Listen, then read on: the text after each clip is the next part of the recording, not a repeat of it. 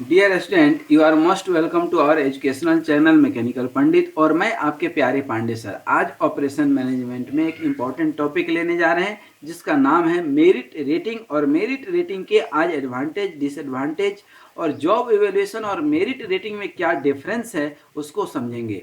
हम आपको बताए थे कि जॉब इवेल्युएशन हम पढ़ा चुके हैं आपको, और जॉब इवेल्युएशन का ये 5वां वीडियो है। टोटल 5 वीडियो है और ये लास्ट वीडियो है जो लेक्चर नंबर 89 है। हम इसकी एडवांटेज डिसएडवांटेज तब देखेंगे ना जब मेरिट रेटिंग समझेंगे। और मेरिट रेटिंग समझने के लिए हमें अपने पिछले वीडियो में जाना पड़ेगा दोस्तों। और मेरिट रेटिंग में तब समझ में आएगी जब जॉब इवेल्युएशन समझ में आएगा, क्योंकि जॉब इवेल्युएशन का ही एक पार्ट है मेरिट रेटिंग। मेरिट रेटिंग मतलब क्या? कहीं पे 100 लोग काम कर रहे हैं और ये पूरा 1 साल काम किया, अब एक मेरिट लिस्ट तैयार करना है कौन कितना अच्छा काम किया। तो बहुत सारे फैक्टर्स होंगे, वो फैक्टर हम आपको बता चुके हैं। अभी 5 मिनट वही बताएंगे, फिर इसके एडवांटेज डिसएडवांटेज पे हम आएंगे। तो सबसे पहले हम थोड़ा देखते हैं जॉब इवेल्युएशन। दोस्तों, जॉब इवेल्युएशन होता क्या है इसको हम समझेंगे थोड़ा सा। जॉब इवेल्युएशन क्या होता है, सबसे पहले इसको समझने की कोशिश कीजिएगा। जॉब इवेल्युएशन मतलब क्या? जॉब इवेल्युएशन अर्थात किसी भी ऑफिस में, फैक्ट्री में, कंपनी में हजारों लोग काम करते हैं, अलग अलग पोस्ट पे काम करते हैं, अलग अलग काम करते हैं। किस काम के लिए कितना सैलरी होगा, कितना पेमेंट होगा, उसको इवेल्युएट करना, उसको डिसीजन लेना ही क्या कहलाता है? Job evaluation. बहुत सारे फैक्टर, कॉमन कुछ फैक्टर्स होते हैं कि उस जॉब में, उस काम के लिए, उस सिस्टम में कितनी जिम्मेदारी की जरूरत है, वर्किंग कंडीशन कैसा है। अब कोई काम करता है मान लीजिए कि पटना में, और कोई काम कर रहा है जम्मू कश्मीर में, दोनों का वर्किंग कंडीशन सेम नहीं हो सकता है। क्लाइमेटिक कंडीशन दोनों की बिल्कुल अपोजिट है, तो सैलरी ज़्यादा देना पड़ेगा, नहीं तो कोई काम ही नहीं करेगा। कोई बॉर्डर पे जो है एक अपने यहाँ सिंपल पुलिस थाने में एक पुलिस वाला काम कर रहा है और एक बॉर्डर पे सैनिक है, दोनों की सेम जिम्मेदारी नहीं हो सकती है। वो हमेशा दुश्मन के रडार पे खड़ा है, और यहाँ का पुलिस जो है, अब पुलिस के बारे में क्या कहना है, ठीक है ना। जिनका आचरण ही ऐसा हो तो उनके बारे में ज़्यादा डिस्कस करने की बात नहीं है। लेकिन यहाँ कोई केमिकल कंपनी में काम कर रहा है, कोई कॉरपोरेट सेक्टर में, तो केमिकल कंपनी में जो काम कर रहा है उसके ऊपर रिस्क ज़्यादा है। किस काम में कितने एक्सपीरियंस की ज़रूरत है, ट्रेनिंग की ज़रूरत है, स्किल, नॉलेज, इन सब के आधार पर जो है क्या होता है, काम डिसाइड होता है। उस काम के लिए किस किस चीज़ की ज़रूरत है उसके हिसाब से क्या होता है, डिसाइड, सैलरी डिसाइड होता है। फिर हमने जॉब इवेल्युएशन के बहुत सारे डेफिनेशंस बताए थे, आपके सामने है सारे डेफिनेशंस। आप ये आई बटन में या जो है डिस्क्रिप्शन बॉक्स में है कि किसी कंपनी में किसी को 15,000 मिलता है, 15 लाख मिलता है। भाई क्यों मिल रहा है? कॉरपोरेट सेक्टर में एक प्यून काम कर रहा है, 15,000 मिल रहा है, वहीं पे एक मैनेजर काम कर रहा है, 15 लाख महीना का मिल रहा है, 1 करोड़ के पैकेज पे है। हम लोग सुनते हैं, देखते हैं, समझते हैं कि भाई ऐसा क्यों। तो हमें ये डिसाइड करना ही कि उसको हम 15 लाख दें कि 15,000 दें, या 1.5 लाख दें, या 1 पैसा ना दें, या उसको निकाल बाहर करें, या किसी भी कीमत पे इसको अपने कंपनी में रख लें। ये कौन डिसाइड करता है? उसी को हम लोग बोलते हैं job evaluation. Wage structure, payment, और किस काम में आटा की जरूरत है, अर्थात मेहनत की जरूरत है, कि दिमाग की जरूरत है। आटा और डाटा दो चीज़ है। डाटा मतलब दिमाग वाला काम है, आटा मतलब मेहनत वाला काम है। कि मेंटल ग्रोथ, वेल्थ, ये सारी चीज़ें जो है हम लोग जो है, कोई मेंटली, जितना जो मेंटली स्ट्रांग होगा उसका वेल्थ उतना ही ज़्यादा होगा, क्योंकि वो प्रोफेशनली स्ट्रांग होगा। ये एक सिंपल आपको लॉजिक हम बताए थे। फिर बेनिफिट्स ऑफ जॉब इवेल्युएशन हमने आपको बताया था, और जो है जॉब इवेल्युएशन का उद्देश्य क्या है, उसकी आवश्यकता क्या है। क्योंकि आजकल हर जगह बहुत सारे एम्प्लॉय काम करते हैं, बहुत सारे अलग अलग रिस्क हैं, अलग अलग स्टैंडर्ड है। कहीं लीडरशिप की ज़रूरत पड़ती है, कहीं फॉलोअर की ज़रूरत पड़ती है, अलग अलग नॉलेज की ज़रूरत पड़ती है, ट्रेनिंग की ज़रूरत पड़ती है। तो जो मेहनत करेगा उसकी सैलरी ज़्यादा होगी, उसको अलग अलग फैसिलिटी भी आपको देनी पड़ेगी। इसीलिए जॉब इवेल्युएशन क्या है, आवश्यक है। और जॉब इवेल्युएशन के बहुत सारे मेथड्स आपको बताए थे, जिसमें कि इम्पोर्टेंट मेथड कुछ इस तरह से है: रैंकिंग और job grading method, factor comparison method and point method. ये सब मेथड्स भी हमने बहुत डिटेल में बताए थे कि जॉब इवेल्युएशन कैसे सक्सेस होगा। जो है आपको फैक्टर कंपैरिजन मेथड हो गया, ये बताए थे। पॉइंट मेथड जो है ये भी बताए थे कि पॉइंट पे हम लोग स्केलिंग करते हैं 1 to 10 के बीच में, जो जितना पॉइंट लाएगा उसकी इंक्रीमेंट उतनी ज़्यादा होगी, उसको इतना ज़्यादा सैलरी मिलेगा। फिर job grading method, similar kind of job जो है, जैसे प्रोफेसर का ग्रेड हो गया, जो है रिसर्च फेलो हो गया, कोई ट्रेनी है, कोई ग्रेजुएट है, कोई मार्केटिंग वाला है, कोई बहुत टेंशन वाला काम लेके काम कर रहा है, कोई एडमिनिस्ट्रेशन वाला है, किसी का मेंटल लोड ज़्यादा है, किसी का फिजिकल लोड ज़्यादा है, सब अलग अलग ग्रुप बना करके ग्रेड देते हैं, उस ग्रेडिंग के हिसाब से सैलरी डिसाइड करते हैं।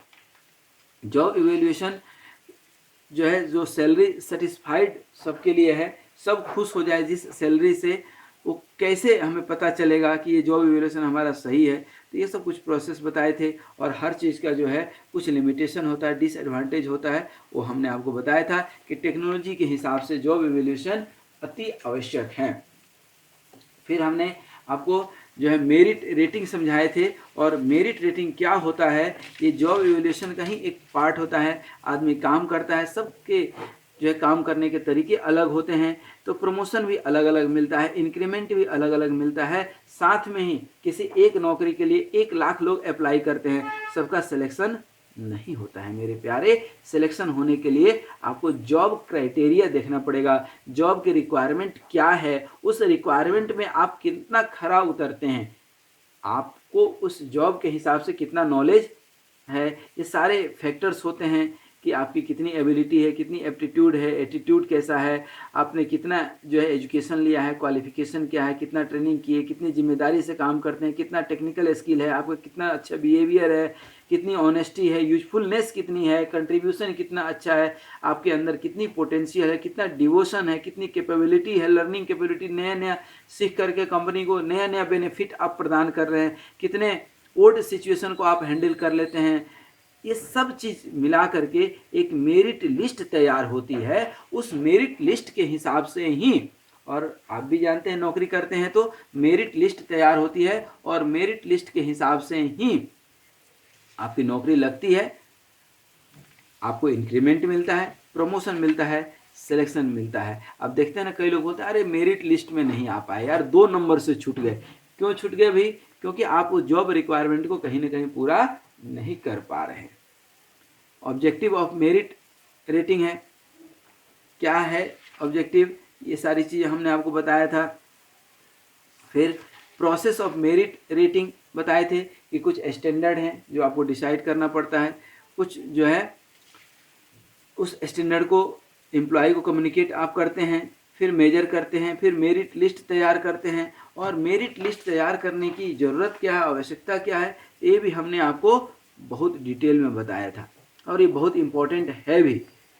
बहुत सारे चीज़ें हैं कि किसी को प्रमोशन देना है, किसी को डिमोशन करना है, किसी को कंपनी में लेना है, किसी को कंपनी से बाहर निकालना है, कोई पॉलिसी डिसाइड करना है, इंक्रीमेंट देना है, बोनस देना है, कोई फैसिलिटी देना है, तो किसको देंगे? सबको सब चीज़ थोड़ी मिलता है, नहीं। इसके लिए एक मेरिट लिस्ट तैयार करते हैं। मेरिट लिस्ट तैयार करने का मेथड जो है बहुत क्लियर होना चाहिए, स्पष्ट होना चाहिए, उससे सभी को खुशी होनी चाहिए। इसके लिए हमने आपको बताया था मेथड्स ऑफ मेरिट रेटिंग। ये सारे वीडियो आप सीक्वेंस में ज़रूर देखिएगा। इसके 2 मेथड बताए थे, ट्रेडिशनल मेथड और मॉडर्न मेथड। मेरे प्यारे, मॉडर्न मेथड और ट्रेडिशनल मेथड के भी बहुत सारे अंदर मेथड है। ट्रेडिशनल मेथड में आपको रैंकिंग मेथड बताए थे, रैंक बना लीजिए, कुछ क्वालिटीज लिख लीजिए, सबके अंदर पॉइंट्स दे दीजिए, 10-10 नंबर दे दीजिए, और वो 10 नंबर में वो कितना ला पाता है ये देख लीजिए। कंपैरिजन मेथड, एक एम्प्लॉय को दूसरे एम्प्लॉय से कंपेयर कर लीजिए, कौन अच्छा काम कर रहा है, उसके आधार पर कंपैरिजन कर लीजिए, और तब जो है आप डिसाइड कीजिए। उसके बाद बताए थे grading method, A+, B+, outstanding, very good, good, ये सब बॉस लिख कर देता है, सुपरवाइजर लिख कर देता है। इसके अकॉर्डिंग ही आपका सिलेक्शन होता है, रिजेक्शन होता है, प्रमोशन होता है, डिमेशन होता है, इंक्रीमेंट होता है, डिक्रीमेंट होता है। ये सब कुछ डिपेंड करता है कि आप कितना अच्छा काम करते हैं, कितनी अच्छी ग्रेडिंग आपको मिला। एक्सेलेंट आप हैं, आउटस्टैंडिंग हैं, आप वेरी गुड में आ रहे हैं कि गुड में आ रहे हैं।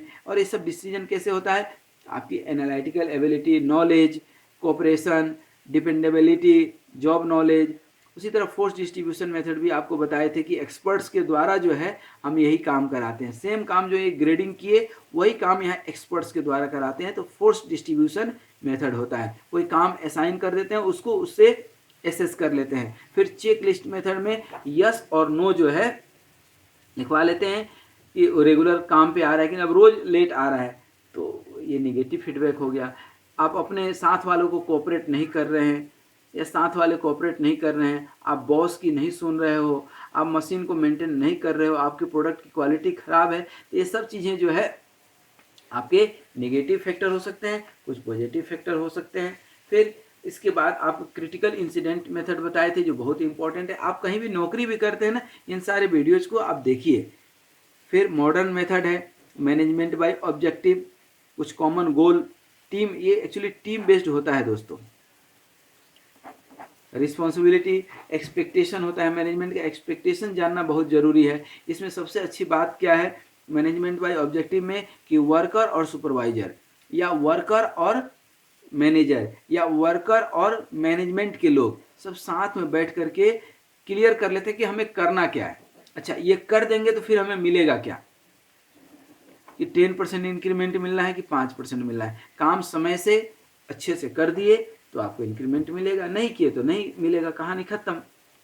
इसमें कोई लफड़ा ही नहीं है। लास्ट एक मेथड बताए थे असेसमेंट सेंटर मेथड। इसमें भी कोई पर्टिकुलर सिचुएशन के लिए एम्प्लॉय को एसेस करते हैं, वो पर्टिकुलर सिचुएशन को कैसे हैंडल करता है, कैसे ऑर्गेनाइज करता है, वो ओवर थिंकिंग को कैसे रिड्यूस करता है, क्योंकि टेंशन वाला माहौल तो कंपनी में रहता ही है, स्ट्रेस को कैसे हैंडल करता है, वर्कर को कैसे मैनेज करता है, काम को कैसे हैंडल करता है, वो किसी स्टिमुलेटेड सिचुएशन को, एग्रेसिव सिचुएशन को या टेंशनाइज माहौल को कैसे हैंडल करता है। कहीं स्ट्राइक हो गया उस समय उसकी इंटेलिजेंसी कितनी काम करती है, कितनी बुद्धिमत्ता के साथ वो काम कर पा रहा है, कितना इंडिपेंडेंट काम कर लेता है। हमेशा डिपेंडेंट नहीं होना है कि वो नहीं आएगा यार, आज बहुत गर्मी है काम नहीं करेंगे यार, ऐसा नहीं।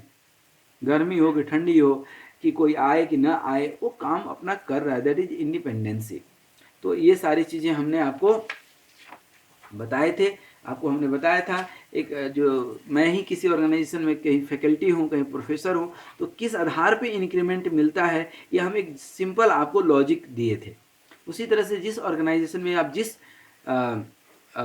जिस पोजीशन के साथ काम कर रहे हैं उस पोजीशन की कुछ जिम्मेदारी होती है कि आप भाई बच्चों को पढ़ा रहे हैं तो रिजल्ट अच्छा आना चाहिए, आप बहुत अच्छा पढ़ाते हैं तो बच्चे आपसे खुश रहें, आपसे टच में रहें, आपकी रिसर्च एंड डेवलपमेंट एबिलिटी अच्छी हो, आप ग्रांट अच्छा लेकर के आएँ, जो है ग्रांट जो है मिलाएं, आप बहुत सारे सेमिनार कराएं, फैकल्टी डेवलपमेंट प्रोग्राम कराएं, पेपर पब्लिश करें, पेटेंट करें, ISO सर्टिफिकेशन लें, खुद की नेप्टल सर्टिफिकेशन लें, स्वयं से काम करें, और जो है कोलेब्रेशन, MOU, इंडस्ट्रियल विजिट करें, इंडस्ट्रियल और एकेडमिक सेल बनाएं, किताब लिखें, लैब सेटअप करें जिसमें बच्चे कुछ अच्छा नया नया सीख पाएँ, गवर्नमेंट से ग्रांट्स लेकर के आएँ, लोगों के लिए आप यूजफुल बने। तो ये एक फैकल्टी की जिम्मेदारी बनती है। इस आधार पे ही सबके अलग अलग पॉइंट है।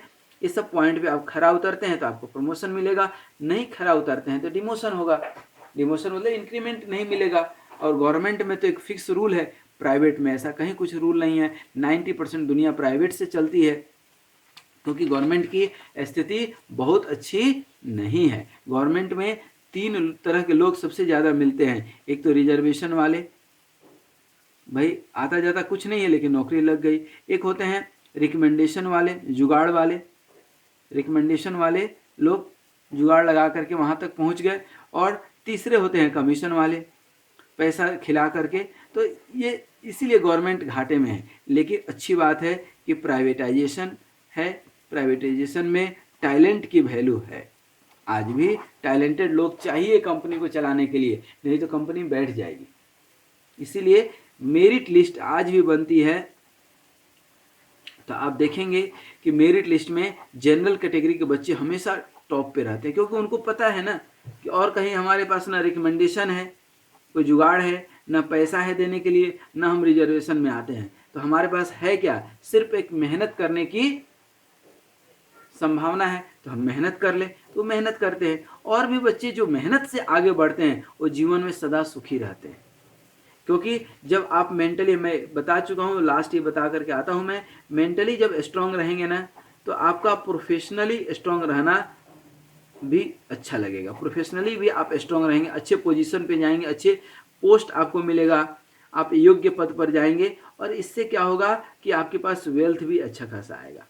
लेकिन यदि आप मेंटली स्ट्रांग नहीं हैं, जुगाड़ लगा करके, रिजर्वेशन के द्वारा या कमीशन दे करके, पैसा दे करके आप नौकरी ले लेते हैं और अच्छे पोस्ट पे, अच्छे पोजीशन में पहुंच जाते हैं, तो बेशक उस पोजीशन में पहुंचेंगे तो आपको वेल्थ तो मिल जाएगा, लेकिन वेल्थ को आप संभाल नहीं पाएंगे प्यारे।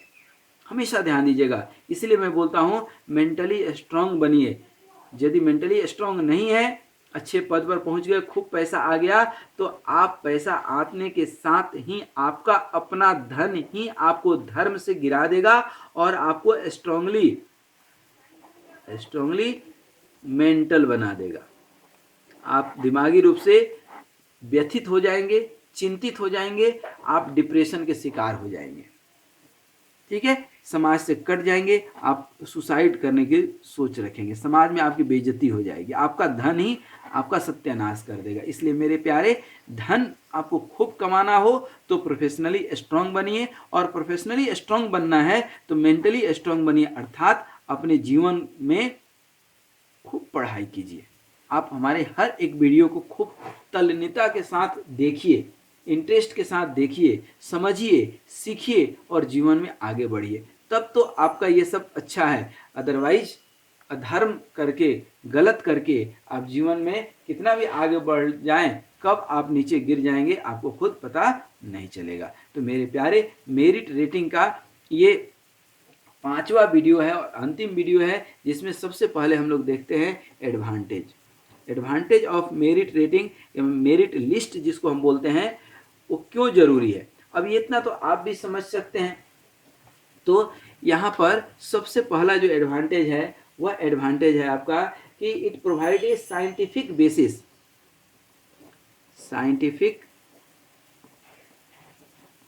Basis for judging the capabilities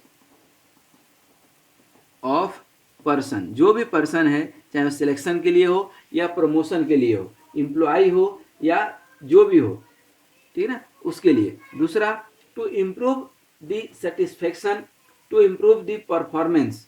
जैसे आप कोई एग्जाम दिए और मेरिट लिस्ट में आपका नाम नहीं आया, मतलब आप कहते हैं ना कि 2 नंबर से हमारी जो है हम चूक गए, तो 2 नंबर लाने के लिए मेहनत करना पड़ेगा ना। तो टू इम्प्रूव दी एम्प्लॉय को इम्प्रूव करने का एक मौका देते हैं, ठीक है। कोई हमसे आगे जो है निकल गया, कोई पीछे रह गया, तो उसके लिए आपको सेटिस्फेक्शन मिल जाता है, क्योंकि एक बेटर जो है प्रोसेस है प्रमोशन के लिए, डिमोशन के लिए, इसमें सब चीज़ आपको मिलता है। एडवांटेज क्या है, किसी को प्रमोशन देना है या किसी को डिमोशन देना है, किसी को ऊपर उठाना है या नीचे गिराना है, किसी को रिजेक्ट करना है या सिलेक्ट करना है। ये मेरिट रेटिंग पे ही तो आधारित होता है। मेरिट लिस्ट में आ गए, सिलेक्ट हो गए, नहीं आए तो रिजेक्ट हो गए। किसी को इंक्रीमेंट देना है, कोई काम कर रहा है तो उसको इंक्रीमेंट लगेगा, पैसा बढ़ाना है या घटाना है, ठीक है। किसी को टर्मिनेट करना है, किसी को रिटेन करना है या डिटेन करना है, कंपनी में रखना है उसको कि हटाना है। ये सब किससे होता है, मेरिट रेटिंग से ही होता है। इसमें जो है आप इफिशियंसी ऑफ एम्प्लॉय जो है, एम्प्लॉय कितना इफिशियंट है, कितना यूजफुल है कंपनी के लिए, ये भी पता चल जाता है। वर्कर्स को जो है आपको जो है बोनस देना है या इंसेंटिव देना है या जो है इंक्रीमेंट देना है या उसको रिवार्ड देना है, कोई पुरस्कार देना है या ऑनरोरियम देना है या रेमुनरेशन देना है या कोई एक्स्ट्रा फैसिलिटी देना है ये सब कैसे डिसाइड करेंगे, किसको हम क्या दें, आंख बंद करके थोड़ी देते हैं। ये सब चीजें जो है हम क्या करते हैं, ये जो है परफॉर्मेंस आधारित करते हैं। परफॉर्मेंस अप्रेजल इसलिए तो बोलते हैं कि उसकी परफॉर्मेंस कैसी है।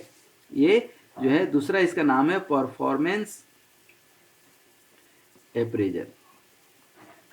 तो ये सब फायदे हैं कि परफॉर्मेंस अप्रेजल के जो है मेरिट लिस्ट बनाना जरूरी है। मेरिट लिस्ट से ही ये सारी चीजें निकल करके आएंगी। ये एक कंजेंशियल जो है इन्वायरमेंट, एटमॉस्फेयर क्रिएट करता है। ये जो है it creates confidence, it creates confidence. जो अच्छा काम कर रहा है उसको कॉन्फिडेंस आता है कि हाँ भाई हम काम कर रहे हैं तो लोग हमें रिकॉग्नाइज कर रहे हैं, पहला चीज। फिर कंपनी को किसी को रिप्लेस करना है, भाई ये अच्छा काम नहीं कर रहा है, इसके जगह दूसरे को बुलाओ। कहीं ट्रांसफर करना है, वो भी हेल्पफुल होता है इसमें।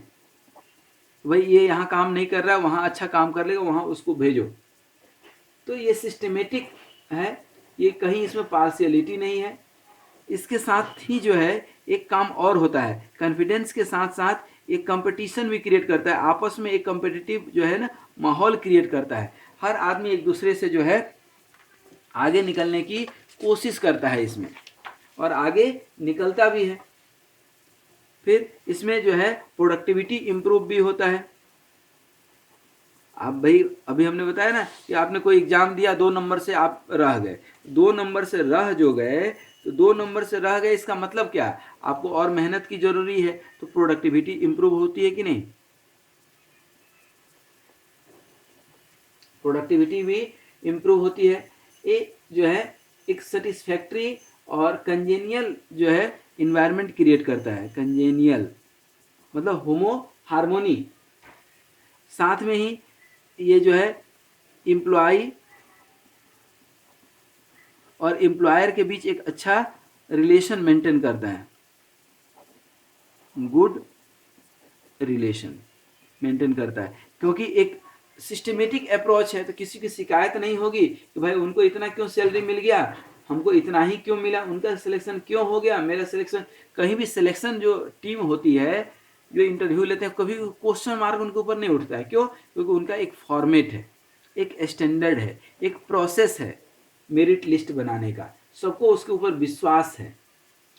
इसमें जो हार्ड वर्कर है उसको मोटिवेशन मिलता है कि चलो हम हार्ड वर्क किए तो हमें हमारे मेहनत के लिए रिकॉग्नाइज किया गया, हमें रिवार्ड दिया गया, हमें पेमेंट एक्स्ट्रा दिया गया, हमें बोनस दिया गया। और साथ में ही जो काम नहीं किया उसके लिए भी एक मोटिवेशन हो जाता है कि हम काम करेंगे तो हमें कुछ मिलेगा। ठीक है, इसमें ओवरऑल एम्प्लॉय का डेवलपमेंट ही होता है मेरिट रेटिंग से। एम्प्लॉय डेवलपमेंट किसी बड़े अच्छे, मुझे नाम याद नहीं आ रहा है, किसी बड़े साइंटिस्ट ने कहा है कि you can not improve unless you do not measure. तो मेजर जब तक करते हैं, measure is directly proportional to the improvement. इसीलिए इतने सारे एग्जाम होते हैं। इतने सारे जो एग्जाम होते हैं अपने आप को, टैलेंट को मेजर ही तो करते हैं। और जब मेजर करते हैं तो अभी लगा कि भाई 8.9 आया था, मेहनत करेंगे तो 9.1 आ जाएगा, तो ये इम्प्रूवमेंट हुआ कि नहीं। 9.9 तक जाने के लिए तो मेहनत करना पड़ेगा। ये मेहनत करने की आपको प्रेरणा देता है, मोटिवेशन देता है। इसमें एम्प्लॉय की हिडन पोटेंशियल को जानने का भी मौका मिलता है। जो है हिडन पोटेंशियल का पता चलता है, किसके अंदर क्या पोटेंशियल है। सबसे चीज पता चलता है कि जॉब की रिक्वायरमेंट, जो जॉब क्राइटेरिया या जो रिक्वायरमेंट है वो एम्प्लॉय कर पा रहा है कि नहीं। जॉब रिक्वायरमेंट और उसका टैलेंट। अब कोई व्यक्ति सिंगिंग में खूब टैलेंटेड है तो हमें सिंगिंग नहीं चाहिए ना, कॉलेज में मुझे पढ़ाना है तो सब्जेक्ट का नॉलेज चाहिए, न कि हमारी सिंगिंग कैपेबिलिटी चाहिए, नहीं हमारे दौड़ने की रनिंग कैपेसिटी चाहिए। भाई जो क्राइटेरिया, उस क्राइटेरिया, जिस क्राइटेरिया की रिक्वायरमेंट है उसमें आप टैलेंटेड बनिए। उस चीज को फुलफिल कीजिए, उस चीज को आप फुलफिल कर पा रहे हैं कि नहीं, यही जो है काम करता है क्या, मेरिट रेटिंग, मेरिट लिस्ट। कोई व्यक्ति बहुत अच्छा सिंगिंग है तो डॉक्टर बहुत थोड़ी बन जाएगा वो, डॉक्टर के लिए तो भाई उसको मेडिकल साइंस पढ़ना पड़ेगा ना, इंजीनियरिंग के लिए तो इंजीनियरिंग की बुक्स पढ़नी पड़ेगी ना, उसको एक्सपेरिमेंट करना पड़ेगा ना, उसको ट्रेनिंग लेना पड़ेगा ना। कॉर्पोरेट सेक्टर में है, सॉफ्टवेयर में है, तो प्रोग्रामिंग उसको सीखनी पड़ेगी ना, उसकी सिंगिंग कैपेबिलिटी से तो नहीं हो जाएगी ना। तो जिस चीज़ की रिक्वायरमेंट है उस चीज़ में आपका टैलेंट शो होना जरूरी है। बाद बाकी और जगह आप टैलेंट हो ना हो एक बात की बात है, उसके टैलेंट से हमें क्या लेना देना है। तो ओवरऑल मेरिट लिस्ट जो है आपका, merit list is beneficial, beneficial for one and all, सभी के लिए ये क्या होता है, बेनिफिशियल होता है। ये एक सिस्टमेटिक जो है, सिस्टमेटिक परफॉर्मेंस अप्रेजल सिस्टम है जो आवश्यक भी है। ठीक है, फॉर्मल जो है मेरिट रेटिंग और इनफॉर्मल, ये मेरिट रेटिंग भी जो है, मेरिट रेटिंग जो है, मेरिट रेटिंग जो है एक तो हो सकता है फॉर्मल और एक होता है इनफॉर्मल। ये दोनों ही सही है। फॉर्मल मतलब ऑफिशियली, जिसके आधार पर आपको जो है प्रमोशन, सिलेक्शन, रिजेक्शन ये सब मिलना है। और एक होता है इनफॉर्मल, इससे आप क्या बोल सकते हैं, प्री टेस्ट। इसमें एक वार्निंग मिल जाती है कि भाई अभी आप जो है 10 में से 5 पॉइंट ला पा रहे हैं, तो और मेहनत कर लीजिए तो आप 8 पॉइंट तक पहुंच जाएंगे। जैसे मुझे ध्यान नहीं आ रहा, जैसे कई बार मेडिकल एग्जाम या इंजीनियरिंग का एग्जाम या कोई एग्जाम होता है ना, तो क्लास टेस्ट होता है कि नहीं, या इंटरनल टेस्ट होता है कि आप कितने पानी में है। फाइनल एग्जाम देने के पहले प्री फाइनल हो जाता है कि आप अपनी टेस्टिंग कर लो, तो इसी को बोलते हैं इनफॉर्मल। तो ये दोनों ही जरूरी है। तो ये था कुछ एडवांटेज ऑफ क्या, मेरिट रेटिंग। दुनिया में ऐसा कोई चीज़ नहीं है कि जिसका डिसएडवांटेज ना हो, कुछ लिमिटेशन ना हो। तो लिमिटेशन ऑफ मेरिट रेटिंग भी देख लेते हैं। लिमिटेशन ऑफ मेरिट, ये हालांकि कुछ चीज़ें डिसएडवांटेज होती है, लेकिन एडवांटेज भी उसका ज़्यादा होता है, इसलिए हम लोग हमेशा एडवांटेज पे फोकस करते हैं। हमेशा ध्यान दीजिएगा, जैसे कोई भी बीमारी हो गया, कोई भी बीमारी हो गया, तो उस बीमारी की जब दवा खाते हैं तो क्या होता है, साइड इफेक्ट आता है या नहीं। तो साइड इफेक्ट होगा दोस्तों, जैसे मान लीजिए किसी को डायबिटीज हो गया, डायबिटिक्स हो गया, या ब्लड प्रेशर हो गया, या कोई अन्य बीमारी हो गया, तो उसका जो दवा खाता है तो उसका साइड इफेक्ट होता है। अब सोचिए कि साइड इफेक्ट के चलते हम दवा नहीं खाएंगे, तो डायबिटिक का दवा तो जिंदगी भर खानी है, तो कम से कम दवा खा रहा है, भले साइड इफेक्ट है लेकिन स्वस्थ तो है। नहीं दवा खाएगा तो 2-4 महीने में मर ही जाएगा। इसलिए मरने से बचना है, इसलिए दवा खाना है, इतना साइड इफेक्ट उसको एक्सेप्ट करना पड़ेगा, क्योंकि बेनिफिट ज़्यादा है, बेनिफिट ज़्यादा है। ठीक है, आप मेहनत करते हैं तो कुछ आपको मिलता है, तो मिलता है, मेहनत तो है, बिना मेहनत के क्या मिलता है, घास फूस मिलता है। तो उस बच्चे को पा करके, जिस नई चीज़ को पा करके, आप जैसे एक माँ है, तो एक बच्चे को जन्म जब देती है तो बहुत कष्टों से उसको गुजरना होता है, लेकिन कुल मिलाकर के जब बच्चा मिल जाता है तो एक खुशी होती है, तो सारा दर्द व्यक्ति भूल जाता है। तो लाइफ में कुछ पाने के लिए कुछ खोना पड़ता है। तो उसी तरह से एडवांटेज और डिसएडवांटेज है। तो जब हम एडवांटेज की बात कर रहे थे, तो एडवांटेज इतना ज़्यादा है मेरिट रेटिंग की कि डिसएडवांटेज को क्या करते हैं हम लोग, इग्नोर कर देते हैं। लेकिन फिर भी चूंकि जानना जरूरी है, तो थोड़े बहुत कुछ हम डिसएडवांटेज जरूर बताएंगे। तो यहाँ पर कई बार जो है, ध्यान दीजिए, सबसे पहला डिसएडवांटेज है कि tendency to rate the factor, to rate employ on the basis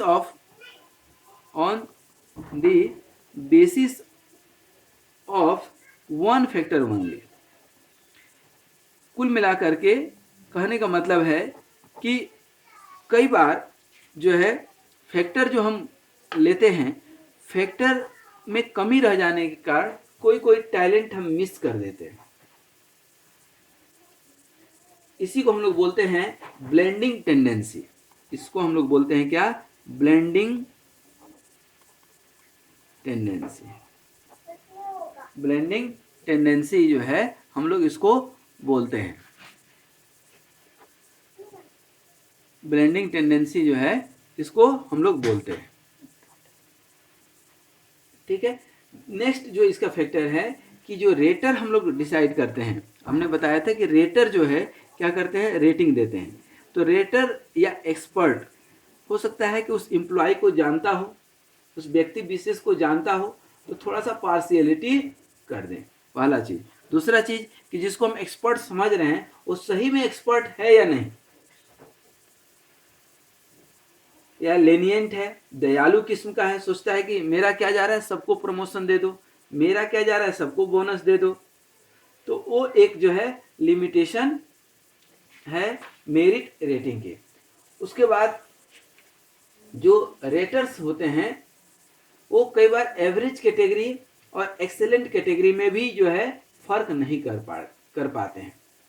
फिर इसमें जो है हाई रेटिंग किसी की यदि आती है, हाई रेटिंग, तो हाई रेटिंग में क्या होता है कि लो रेटिंग, हाई रेटिंग और लो रेटिंग। तो लो रेटिंग यदि किसी कारण से आ गया, किसी परिस्थिति बस किसी का, तो ये एम्प्लॉय क्या होता है? डीमोटिवेट होता है। और हो सकता है कि कंपनी के लिए बहुत कुछ, क्योंकि हर आदमी में हर टैलेंट नहीं होता, हम कई बार बता चुके हैं। उस टैलेंट को दुनिया में कोई अयोग्य नहीं है, दुनिया में कोई अयोग्य नहीं है। अयोग्य नहीं है मतलब उसकी योग्यता पहचानने वाले लोगों की कमी है।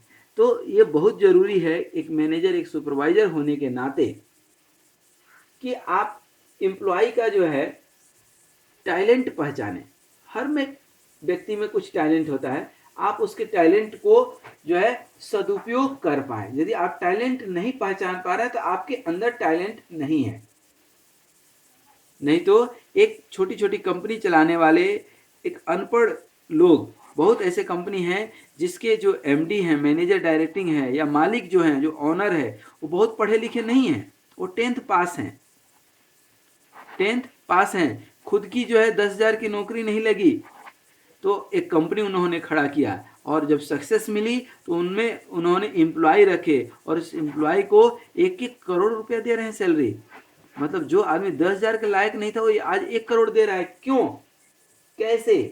क्योंकि इस व्यक्ति का टैलेंट, उस एम्प्लॉय का टैलेंट ये पहचान गया था। इस व्यक्ति में ये टैलेंट है कि दूसरे के टैलेंट को वो पहचान गया और उसके टैलेंट के अकॉर्डिंग जो है वो काम दे दिया, तो आदमी सामने वाला आगे निकल गया। ये बहुत जरूरी है कि जो है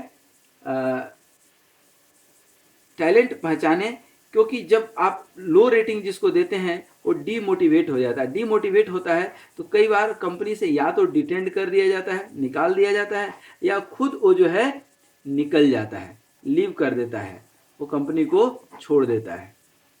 तो अल्टीमेटली कंपनी का तो नुकसान हो गया। भाई वो जिस क्राइटेरिया, जिस फैक्टर से आप कंपेयर किए, जिस क्राइटेरिया को आपने देखा, उस क्राइटेरिया में नहीं फिट बैठ रहा है, लेकिन इसके अंदर कुछ टैलेंट हो सकता है। उस टैलेंट को निकालना, ब्रेन स्टॉर्मिंग करना उसकी बहुत ज़रूरी है। इसीलिए हमने कई जगह बताया कि जो एम्प्लॉय का रेटिंग लिस्ट में बहुत नीचे नाम है उससे रिपोर्ट्स लीजिए कि भाई आप क्यों नहीं परफॉर्म कर पा रहे हैं। आप उससे रीजंस पूछिए, क्यों नहीं वो अपना टैलेंट शो अप कर रहा है। अब जब आप रिपोर्ट्स या रीजंस देखेंगे तो हो सकता है आपको लगे कि उसको पर्टिकुलर ट्रेनिंग की ज़रूरत है, ट्रेनिंग दे दिया जाए तो ये बहुत अच्छा काम कर लेगा। काम तो बहुत अच्छा कर रहा है लेकिन काम आता नहीं है, तो काम उसको सिखा दीजिए, कर लेगा। आपको मालूम है कि वो ऑनेस्ट है, तो ऑनेस्टी तो हर जगह, honesty is the best policy. तो ऑनेस्टी यदि है तो उसको काम सिखाने में क्या दिक्कत है? उसको जिम्मेदारी दे दीजिए मॉनिटरिंग की, वो ईमानदारी से सबसे काम ले लेगा। कुछ लोगों के पास नॉलेज कम नहीं होता है लेकिन टीम हैंडल करने का उसकी क्वालिटी होती है, तो उसको एक टीम दे दीजिए, कुछ लोग मल्टी फेसेटेड होते हैं, उनको वो काम दे दीजिए।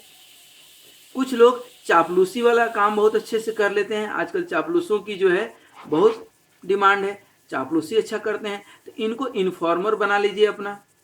इनको बोल दीजिए कि भाई सारी जगह से इन्फॉर्मेशन इकट्ठा करो, सही सही हमें बता दो, तो वो इन्फॉर्मेशन, वो डाटा आपको इम्प्रूवमेंट के काम आ जाएगा।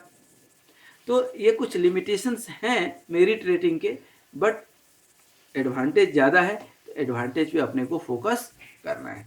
लास्ट जो है comparison between job evaluation and merit rating, ये दोनों थोड़ा सा क्या है, क्या जो है job evaluation and merit rating, इसको समझिएगा। देखिए हम बता चुके हैं कि जॉब इवेल्युएशन और मेरिट रेटिंग क्या है। तो जॉब इवेल्युएशन की जब बात करते हैं ना दोस्तों, जॉब इवेल्युएशन की बात करते हैं ना, तो पर्टिकुलर काम के लिए पर्टिकुलर ऑर्गेनाइजेशन में कितनी सैलरी देना चाहिए, किस काम के लिए कितनी सैलरी देना चाहिए, ये डिसीजन करना किसका काम है, जॉब इवेल्युएशन की, पहला चीज।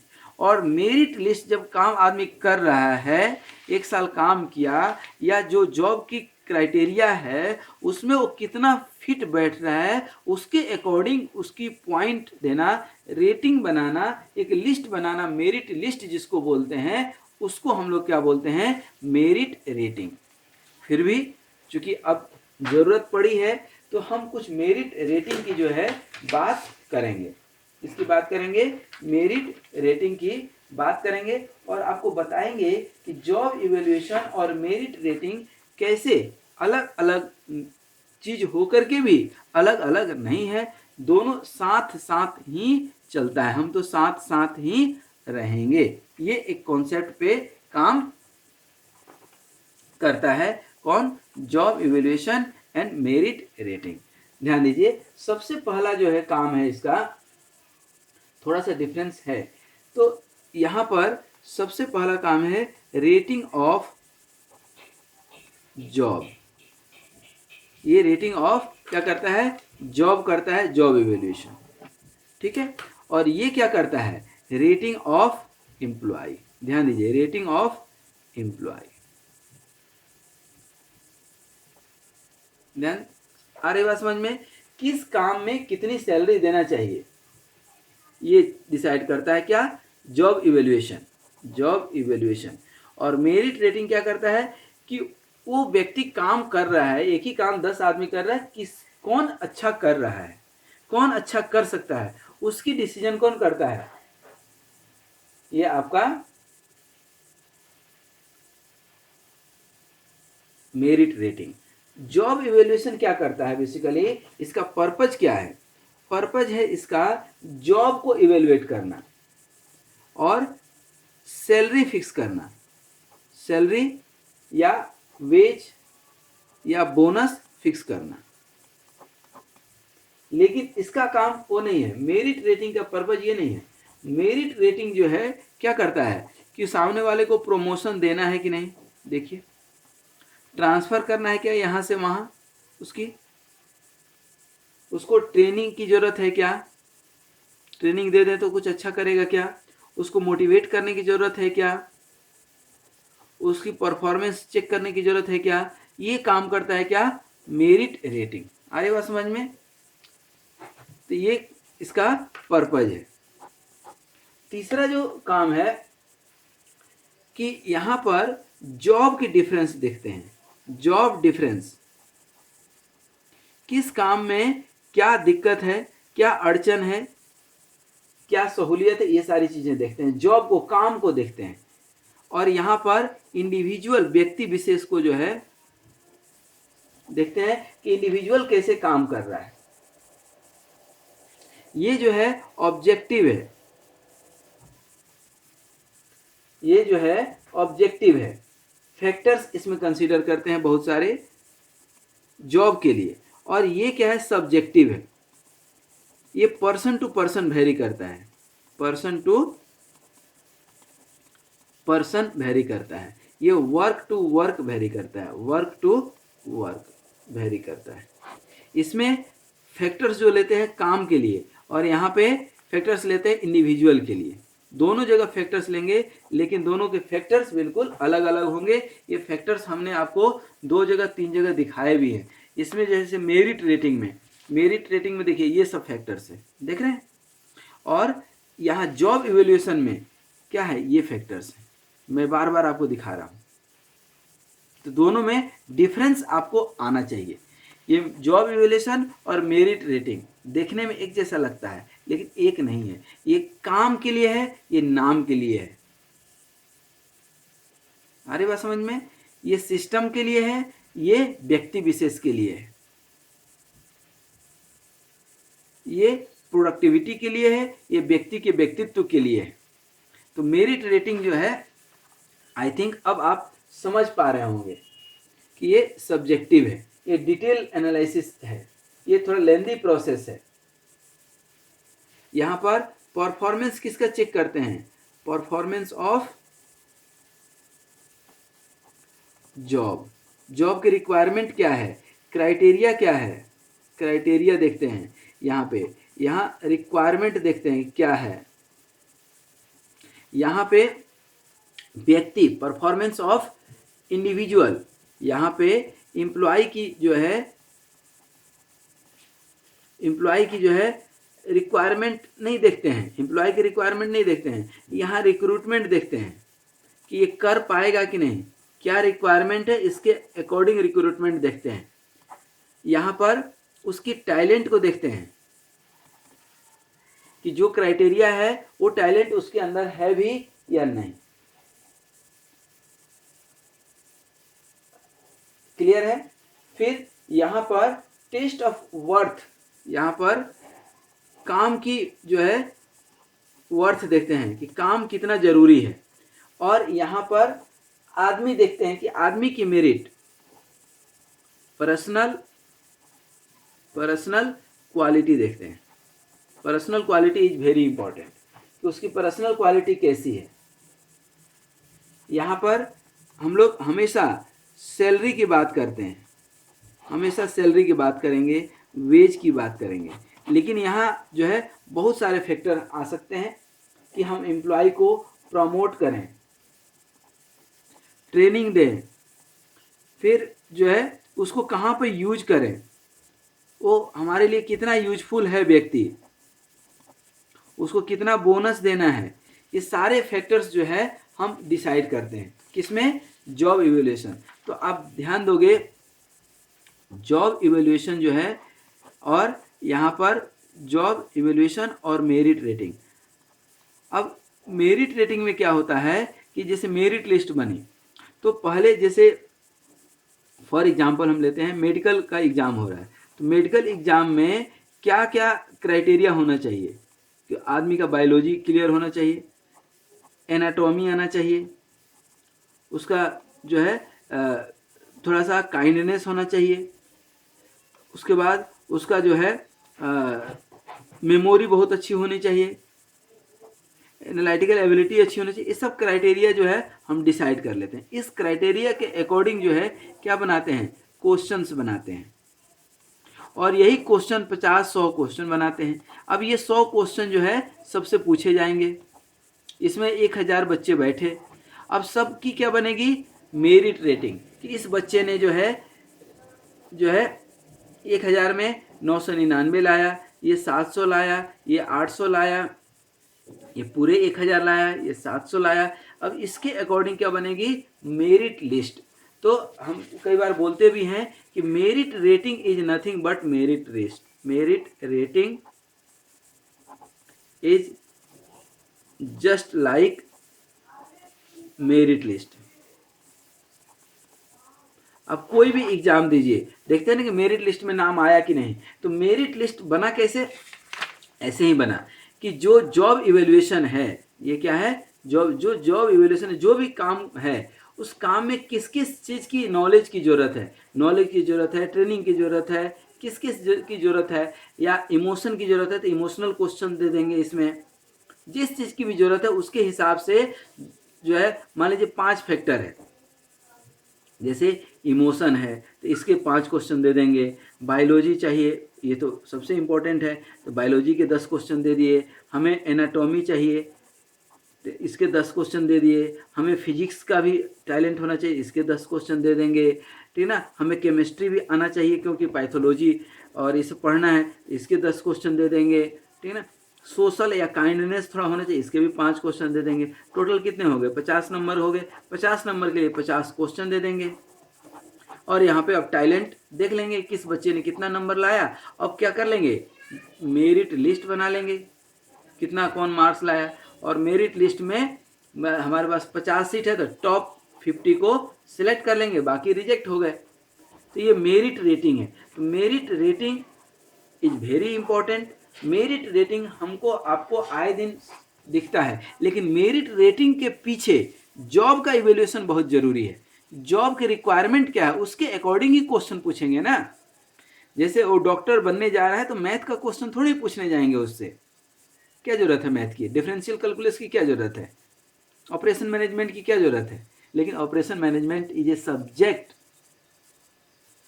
Where each and every one is required to have good knowledge. तो ये जो मैं सब्जेक्ट पढ़ा रहा हूँ ये सिर्फ डॉक्टर के लिए नहीं, इंजीनियर के लिए भी जरूरत है, सबके लिए जरूरत है। एक मैनेजर के लिए भी जरूरत है, एक लेबर के लिए भी जरूरत है। तो आज दोस्तों हम लोगों ने जो देखा, लास्ट के 2 मिनट थोड़ा देख लीजिए कि आज हमने क्या पढ़ाया आपको। मेरिट रेटिंग क्या होता है, जॉब इवेल्यूएशन क्या होता है, इन सब का कुछ एडवांटेज बताए, और कुछ हर चीज़ का जैसा कि डिसएडवांटेज होता है। एडवांटेज बहुत ज़्यादा है। जैसे हमने एक बहुत अच्छा एग्जाम्पल दिया था कि हर चीज़ का लिमिटेशन होता है, कुछ डिसएडवांटेज होता है, ठीक है ना। दुनिया में कोई अयोग्य नहीं है, हर आदमी की जो है अपनी योग्यता है, उसकी योग्यता पहचानना ही। कोई भी चीज़ पाने के लिए कुछ कष्ट होता है, फ्री में तो दुनिया में कुछ नहीं मिलता है ना।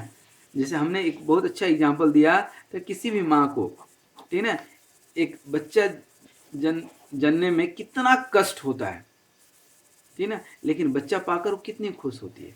तो ये इसके लिमिटेशन हो गए, ये इसके पीछे का दर्द है। लेकिन जब बच्चा मिल गया तो खुशी हो गई।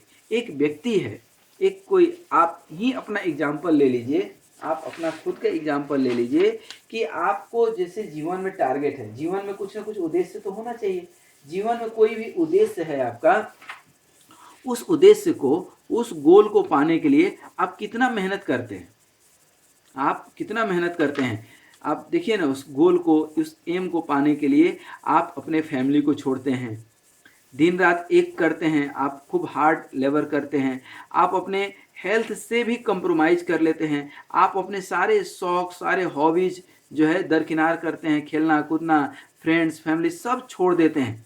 लेकिन जब क्या होता है कि जब आपको वो सफलता मिल जाती है तो इन सब के खोने का जो गम था, इसके पाने की खुशी से बहुत कम होता है। लेकिन हमेशा जीवन में ध्यान रखिए कि सफलता और सफलता संतुष्टि से बढ़कर के नहीं है, ठीक है। कोशिश कीजिएगा कि हर चीज़ मेहनत से आपको मिले, दिमाग से मिले, मेंटली स्ट्रांग आप बने। अयोग्य लोगों को कुछ मिल जाती है ना योग्य पद, पैसा मिल गया तो वो बौला जाएंगे, पगला जाएंगे, संभाल नहीं पाते हैं, इसलिए विचलित हो जाते हैं। तो इसलिए जीवन में कभी भी अपने धर्म को, ईमानदारी को, ऑनेस्टी को जो है किनारे मत कीजिएगा। अपने आचरण को आप सही रखेंगे तो लोग आपका चरण पकड़ेंगे। चरण उन्हीं के पकड़े जाते हैं जिनके आचरण अच्छे होते हैं, नहीं तो कोई चरण नहीं पकड़ेगा, हाथ पकड़ के आपको गिरा देगा।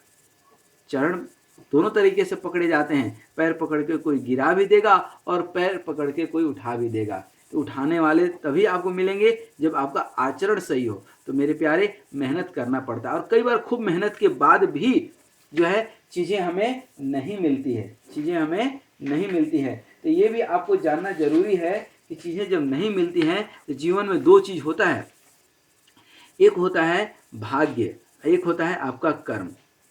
मतलब एक ही ताले के 2 चाबी हैं, एक भाग्य है और दूसरा कर्म है। आपके हाथ में कौन सी चाबी है? कर्म है, भाग्य नहीं है। जैसे बैंकर में जाते हैं ना, लॉकर में, बैंक में जो लॉकर होते हैं उसके 2 चाबी होते हैं, एक बैंक वाले के पास होता है, एक आपके पास होता है। जब दोनों एक साथ मिलेंगे तो ही जो है आप अपना सामान देख पाएंगे। ठीक उसी तरह से भाग्य और कर्म जब दोनों मिलते हैं तो जो है आपको सफलता मिलती है। लेकिन मेरे प्यारे, आपके हाथ में क्या है? कर्म है।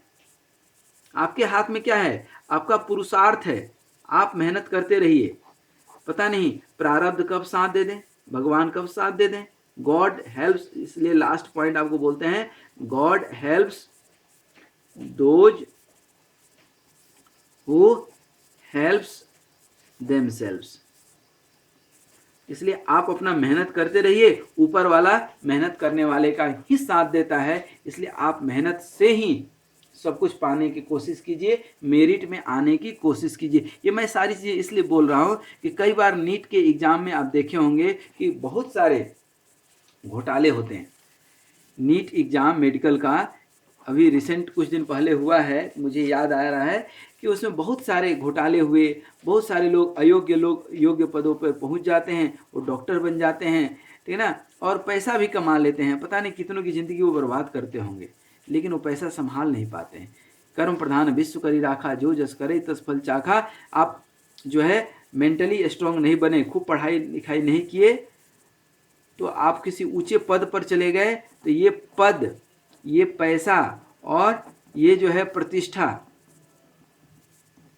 ठीक उसी तरह से है जैसे आप मधुमक्खी के छत्ता के किनारे हैं, थोड़ी सी कोई आवाज़ होगी और यही चीज़, आपका पद पैसा प्रतिष्ठा ही आपको स्ट्रांगली मेंटल बना देगा, क्योंकि मेंटली स्ट्रांग आप नहीं थे।